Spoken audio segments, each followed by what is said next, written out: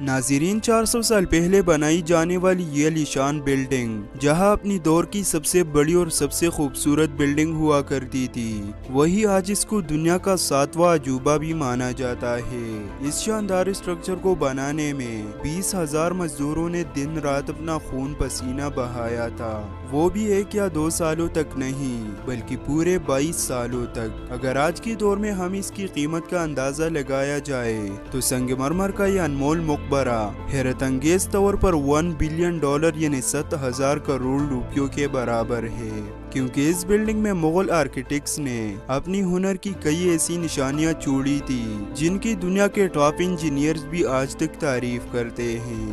ناظرین، تاج محل بھارت کے شہر آگرہ میں واقع ایک مقبرہ ہے۔ اس کی تعمیر مغل بادشاہ شاہ جہاں نے اپنی بیوی ممتاز محل کی یاد میں کروائی تھی۔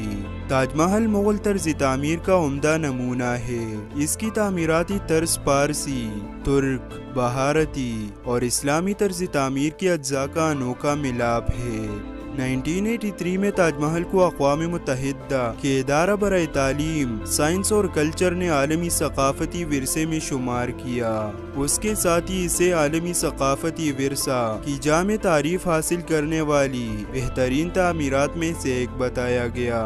تاج محل کو بھارت کے اسلامی فن کا عملی اور نایاب نمونہ بھی کہا گیا ہے۔ یہ تقریباً 1648 میں مکمل تعمیر کیا گیا۔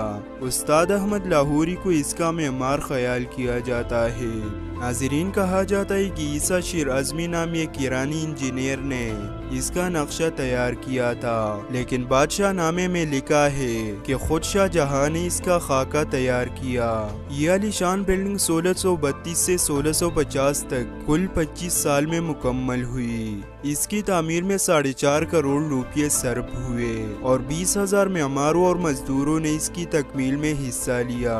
اس کی لمبائی اور چوڑائی 130 فٹ اور بلندی 200 فٹ ہے۔ عمارت کی مرمری دیواروں پر رنگ برنگے پتھروں سے نہایت خوبصورت ڈیزائن کی ہوئی ہے۔ بلڈنگ کے اندر اور باہر ڈیزائن کی صورت میں قرآن شریف کی آیات نقش ہے، جو عمارت کو ایک خوبصورت لک دیتی ہے۔